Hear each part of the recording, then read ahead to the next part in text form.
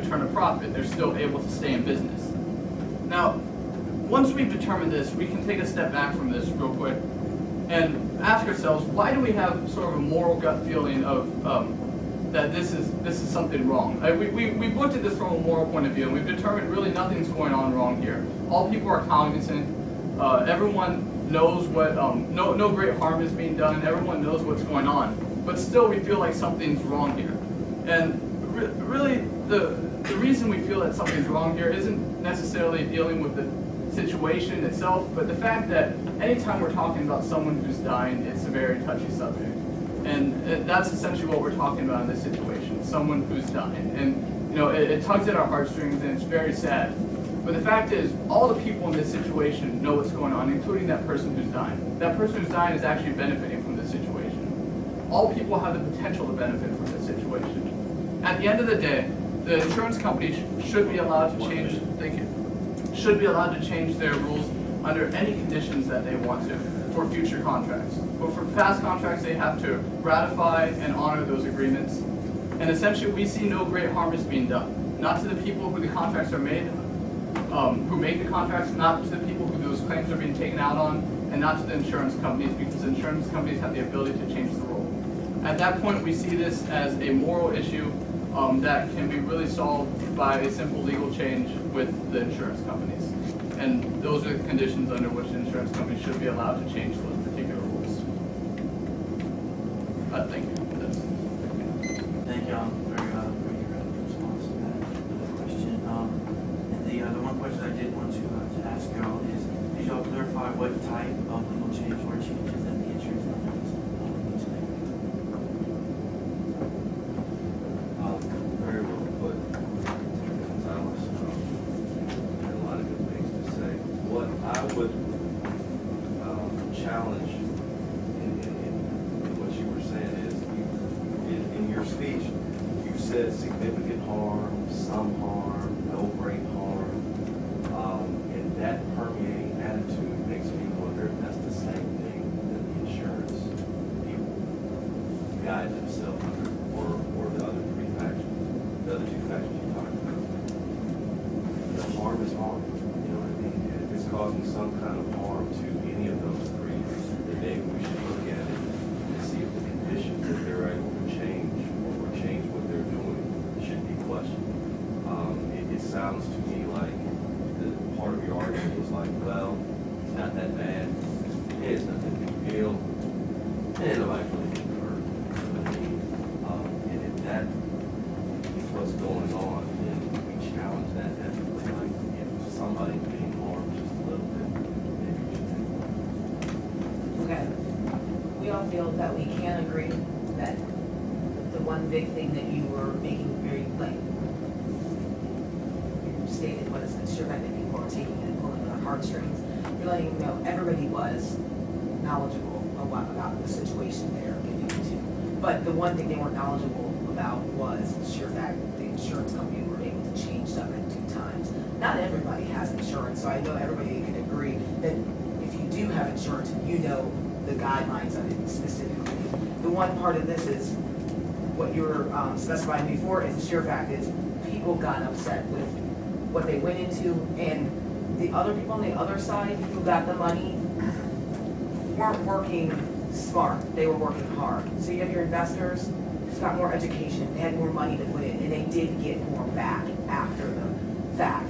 You can also argue that the people who signed up, who had the dying relatives, got money, but not as much. And that's where you argue that, you can't be that sympathetic about it because they kind of just upset that they didn't get as much money. That's where we have one side of working hard and working smart. The investors were working smart. They knew what they were getting into. But it isn't just, I mean, we don't feel that businesses can flip the script on changing guidelines and insurance policies. It's too big of a deal. This isn't like the last piece we reviewed before. This isn't Facebook. This isn't something you're willingly diving into. This is insurance. This is life. That's all I have to say.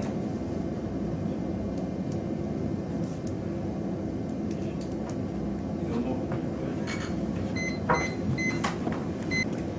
you. We'd like to thank Georgia Military College for their response to our argument, and we'd like to begin by addressing your first concern. I believe you asked the question as to specifically what conditions or what legal things can the insurance companies do. And we believe we answered that in our initial argument, but we'll clarify that. And we believe that under any conditions, the insurance company can change the regulations and their rules and policies.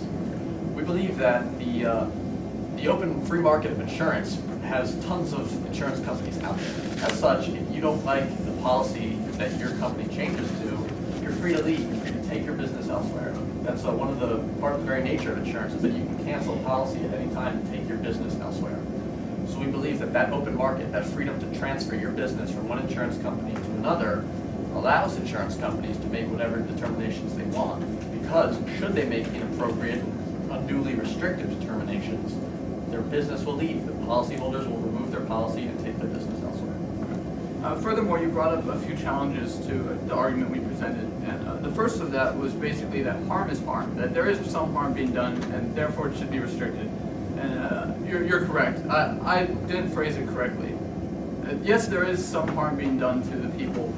In this situation, to the investors, there is some level of harm that has the potential to be done. To the insurance companies, there is some level of harm that has potential to be done. But there is also a harm associated with the restriction of liberty. And in this situation, that harm of the restriction of liberty would be so much greater than the potential harm that may or may not be done. And so overall, there has to be some harm done, either the harm of the restriction of liberty or the small amount of harm that these people can do to themselves. And in this situation, we deem the fact that it would be more harmful to restrict those people's liberty than to allow them the liberty to cause some small amount of cognizant harm to themselves. Now, getting into your second point, you really made two sub-points into this. First of all, you said that the insurance companies can't change their policies willy-nilly, and I think we really agree with this. In our speech, we argued that people who have already entered into a contract with the insurance company, who have already signed their names on there, that contract shouldn't be allowed to be changed because the people knew what they were getting into, the insurance companies knew what they were getting into, everyone knew what was going on, and so that's the contract people agreed to. And if the insurance companies change that contract, first of all, it's a violation of law, but moreover, it's a violation of moral ethics, and that's morally wrong, and we said that in our first speech, so I really don't think we have any contention there. The second point that you brought up, we do have some point of contention. You were talking about how these people who sadly are passing away aren't getting as much money as these investors are from this insurance claim, and you found something wrong with that. However, we really don't see that much wrong with that. First of all, we need to realize that these people aren't putting their own money into these insurance policies. It's the investors' money. These people really are getting a pretty good deal. I mean, despite the fact that they're passing away, they're getting money for basically still breathing, and these investors are giving these people money whether or not they pass away. So these people, without putting any of their own money in, are getting money out of the policy. Now these investors, while they do get more money in the end, they also take more risk, and that risk is associated with the end amount of money that they get. What we see in that situation is the investors put up a large amount of their own money, and if these people don't pass away in the allotted time, they lose that amount of money. And while this is a very, very cool thing to think of, the fact is that the disproportionate returns on these investments are also are associated with disproportionate investments. Thank you. They're associated with disproportionate investments, so we really don't see a problem with that either. I believe that's what you brought up in your last case, and I feel like we properly addressed it. We'll see the remainder of the time. Thank you.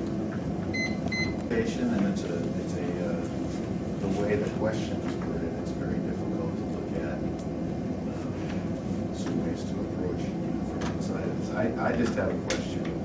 Your discussion seems to be around the idea of whether there's a small amount of compensation or a large amount of compensation. I think, what's the intent of insurance as opposed to help the families when you're buying that policy, or can it just be used as a money-making tool?